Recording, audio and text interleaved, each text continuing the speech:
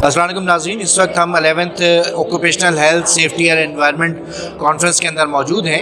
ये कॉन्फ्रेंस जो है आईपी ने ऑर्गेनाइज़ की है, कराची सेंटर ने, और एशरे इस कॉन्फ्रेंस के अंदर पार्टनर है। एशरे के अब्बास साजिद साहब हमारे साथ हैं। अब्बास साहब, थैंक यू वेरी मच, आपने हमें टाइम दिया। अब्बास साहब, इस मौजू से एशरे की क्या कनेक्टिविटी बन रही है? थैंक यू वेरी मच, मुझे बुलाया आपने।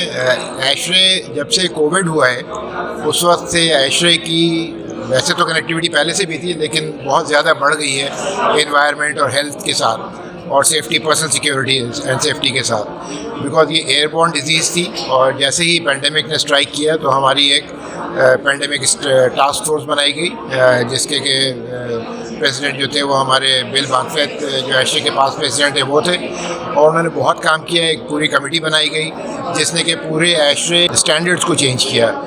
उसमें होता ये है कि जब आप किसी चीज़ को कंटेन करना चाहते हैं तो हमारे क्योंकि ये एयरबॉर्न डिजीज़ थी, और आगे भी नेवर नो कि क्या होना है, अब एक चीज़ चल पड़ी है, तो उसको कंट्रोल करने के लिए हमें अपने जो फ्रेश एयर इंडक्शन के स्टैंडर्ड्स थे उनको चेंज करना पड़ा, जो हमारे फिल्ट्रेशन के स्टैंडर्ड्स थे उनको चेंज करना पड़ा, जो हमारी मेंटेनेंस के स्टैंडर्ड्स थे उनको चेंज करना पड़ा।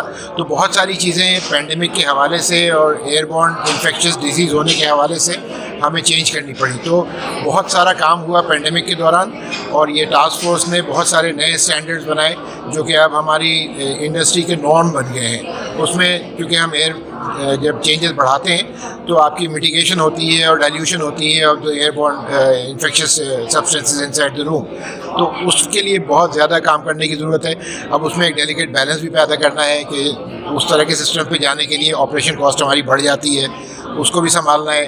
तो एक बहुत ही डेलिकेट बैलेंस है। इस पे अभी काम हो रहा है, हुआ नहीं है, बहुत सारा काम और भी होना है, जैसे जैसे चीज़ें डेवलप होंगी इंशाल्लाह। पाकिस्तान में कंसल्टेंट और कॉन्ट्रैक्टर्स ने इस कोर्स को कैसे जो देखा है, वेलकम कर रहे हैं या रेजिस्टेंस है? नहीं, रेजिस्टेंस का तो सवाल ही नहीं है ना, वेलकम ही कर सकते हैं। बिकॉज ये जो नॉलेज हम दुनिया भर से गेन कर रहे हैं उसको हम पाकिस्तान में भी इम्प्लीमेंट करेंगे। और आपको तो पता है कि हम अल्हम्दुलिल्लाह एशरे तकरीबन 23 साल से पाकिस्तान में है, और हम लोग प्राउडली ये कह सकते हैं कि एशरे की वजह से हमारे जो एयर कंडीशनिंग सिस्टम्स के स्टैंडर्ड्स हैं वो दुनिया में हर जगह के बराबर हैं। तो हम उसको फॉलो करते हैं टू द लास्ट डिजिट। तो यहाँ पर भी हमने अब अपने जितने मैंने आपको जो बताया कि हम फ्रेश एयर के है या मेंटेनेंस के हैं, वो सारे के सारे अब उन्हीं स्टैंडर्ड्स के हिसाब से डिज़ाइन हो रहे हैं। अच्छा सर, आपका माशाल्लाह एक्सपोजर है इंडस्ट्री का भी और बैरून मुल्क का भी।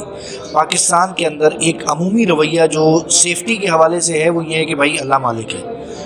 क्या पाकिस्तान का इंडस्ट्रियलिस्ट, या जिसको हम आम ज़बान में सेठ कहते हैं, उसकी कितनी तवज्जो है इस हवाले से, और फिर वर्कर को कन्विंस करना कि भाई ये तुम्हारी सेफ्टी के लिए किया जा रहा है, इस पर एक थोड़ी सी बताएं। देखिए, मुझे तकरीबन 41 साल का तजुर्बा हो गया है पाकिस्तान में भी काम करते हुए, और मैंने कई इंटरनेशनल प्रोजेक्ट्स में भी काम किया है। एक प्रोजेक्ट हमने अफ़गानिस्तान में, काबुल में भी किया है। तो यू आर एब्सोल्युटली करेक्ट कि इस पार्ट ऑफ द वर्ल्ड में हमारे जो है ना वो बहुत, एक तो लोगों का भी, जो इंडस्ट्रियलिस्ट हैं या ओनर्स हैं, उनका भी माइंडसेट ऐसा नहीं है, और जो वर्कर्स हैं उनका भी नहीं है। आप यकीन माने, ऐसी ऐसी कहानियाँ मैंने देखी हैं अपनी लाइफ में कि मैं आपको क्या बताऊं। लोग जो हैं वो यहाँ तक कहते हैं कि जी हम जूते नहीं पहन सकते, हमारे उसमें फोड़े निकल आते हैं हम तो चप्पल में काम करेंगे। अब चप्पल में वर्क साइट पर काम नहीं हम करने दे सकते। हुआ ये फॉर्चुनेटली कि ओवर द ईयर्स जब मल्टीनेशनल कंपनीज हमारे आई, और ख़ासतौर से फार्मास्यूटिकल्स में, तो उन्होंने एक अपना इंटरनेशनल स्टैंडर्ड यहाँ पर लागू करने की कोशिश की, और ग्रेजुअली उसको बेहतर करते चले गए। तो बहुत सारी कंपनी जो इन कंपनीज में काम कर रही थी, जिसमें हम लोग भी शामिल थे, हमने वो स्टैंडर्ड अपनाया, और हम फोर्स किए गए। फ्रैंकली हम भी नहीं करते शायद, लेकिन हमें फोर्स करना पड़ा, उनके यहाँ काम करने की वो रिक्वायरमेंट थी, तो हमने उन्हीं स्टैंडर्ड्स को फिर फॉलो करना शुरू किया। जब एक जगह हो गया तो एक कल्चर बन जाता है हमारी कंपनी में, फिर हम जब दूसरी जगह जाते हैं तो फिर हम कोशिश करते हैं कि उसी को वहाँ भी फॉलो करें।